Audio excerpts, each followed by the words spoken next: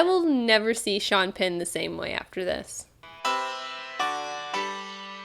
Hey, I'm Amy and welcome back, and today I will be checking fast times at Ridgemont High off the 1001 movie checklist. If you do not know what the 1001 movie checklist or 1001 movie challenge is, it is basically a challenge I've given myself to check every single film off the 1001 movies you must see before you die book. So far, I've checked off 195 films. If you want to know more, you can check out a playlist up there with every single film I have checked off so far, along with an intro video. I do want to make a little addendum, however. I accidentally watched A Quiet Man for a Patreon bonus feature video that is up on my Patreon now. I did that for the March bonus features video, so I actually have 196 films checked off the list right at this very moment. If you do want to see my very laid back and not as in-depth review, you can check out my Patreon linked below. And speaking of Patreon, this episode of the 1001 Movie Challenge is produced by my lovely patron, Aaron M. Day. If you'd like to find out how you can be a producer for the 1000 Movie Challenge or just a patron in general, you can check out the links in the description down below. As always, let's get started with a short summary. A group of Southern California high school students are enjoying their most important subjects, sex, drugs, and rock and roll. I had a feeling that I would really like this movie because it seemed like the kind of movie that I enjoy. It felt very much like a little bit more of a spiced up version of The Breakfast Club, or really any John Hughes movie. I had so much fun with it. It definitely does focus a lot on some of the more dark or deep issues that teenagers go through in high school, but it brings a lot of levity to that, which I really enjoy. It has a very 80s mall rat feel, especially with the beginning, the introduction to the characters and to some of the settings that we will be seeing throughout the film. And the soundtrack in this is superb as well. There are so many great classic songs, and each character has a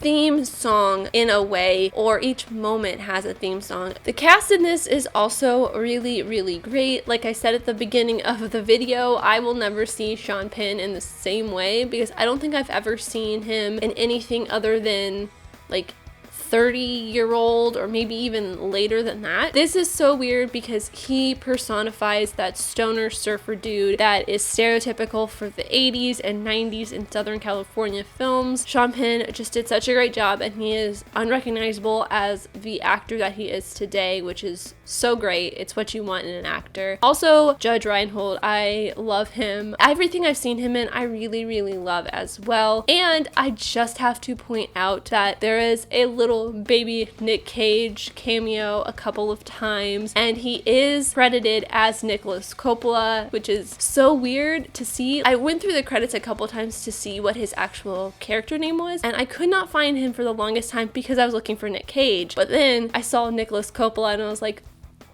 okay, that's probably Nick Cage. I don't know why it took me so long to put two and two together. And one of the things I found very interesting about this film is that it feels like it is an updated, at least a 80s updated version of Grease. It has a lot of the similar qualities and properties that Grease has. It's an insular story that is told over the course of a year about high school students, and it focuses on some tangentially related stories in these different groups and characters' lives. Granted, the high school students in Fast Time actually look their age versus the 30-something-year-olds in Grease. And additionally, Stacy is very much like the Sandy character, the virginal blonde, and Linda is her Rizzo, leading her through her sexual awakening. For the clip, I could have chosen the iconic Phoebe Cates scene, but I did not want to spend a lot of time blurring out boobs, so I thought I would show a little bit of the date that Mark and Stacy went on. I love the way that it is shot, the two of them sitting at the table. They are both very small at the table, and they look like they do not fit in compared to the adults behind them, and it conveys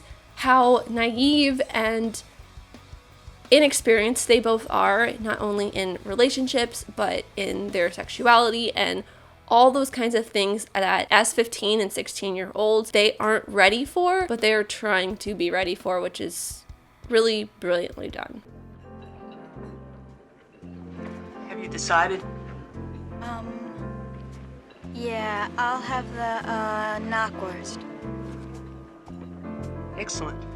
And that is all I have for Fast Times at Ridgemont High. As always, these are just my opinions, but I'd love to know yours in the comments down below. Let me know what your favorite Cameron Crowe film is. I will be checking Almost Famous off sometime in the future. And I know this isn't a film that he directed. This is a film that he wrote. If you want to know which films I've checked off so far, or just follow my progress along in general, there is links to a Google Doc in the description down below with every single film I've checked off so far, or you can follow along on my Letterboxd. I'm also an Amazon affiliate, so if you'd like to start a challenge for yourself, watch the movie talked about today, or watch the movie I'm going to be talking about next time, you can find links in the description, and if you purchase anything from those links, I'll get a small percentage that'll help make this channel even better. For the next film, I will be checking off a film that is having its 20th anniversary on the 15th of April, and it's not necessarily a film that I want to be watching in quarantine. I want to be watching something fun and lighthearted, but I had this one planned for a while, so I'm going to be doing it anyways, and that is Christian Bale in American Psycho. But thank you guys so much for watching. I really truly do appreciate you, whoever you are. Let me know here in the comments down below, and let's be friends. If you enjoyed this, leave a like and subscribe if you're new, because I love talking about things, movies, TV shows, film, history, all that fun stuff, and I'll see you next time.